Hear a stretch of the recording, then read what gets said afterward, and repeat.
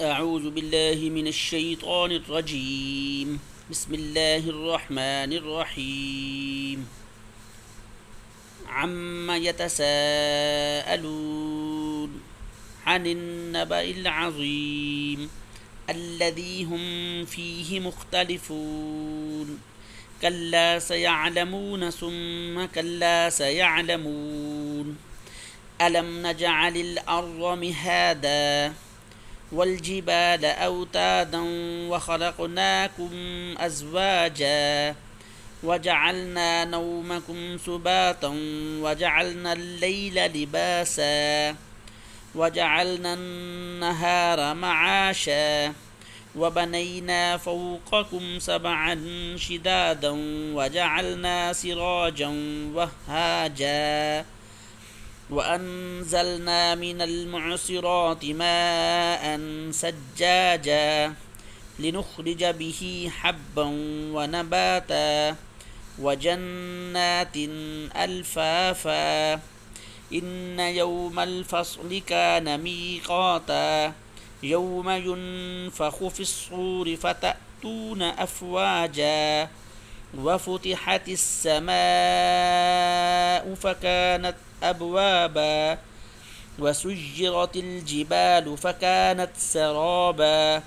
إن جهنم كانت مرصادا للطاغين مآبا لابسين فيها أحقابا لا يذوقون فيها بردا ولا شرابا إلا حميما وغساقا جزاء وفاقا إنهم كانوا لا يرجون حسابا وكذبوا بآياتنا كذابا وكل شيء أحصيناه كتابا فذوقوا فلن نزيدكم إلا عذابا إن للمتقين مفازا حدائق وأعنابا وكواعب أترابا وكأسا دهاقا لا يسمعون فيها لغوا ولا كذابا جزاء من ربك عطاء حسابا رب السماوات والأرض وما بينهما الرحمن لا يملكون منه خطابا يوم يقوم الروح والملائكة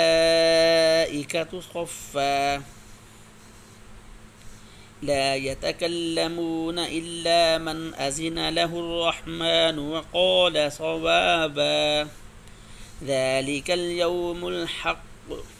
فمن شاء اتخذ إلى ربه مآبا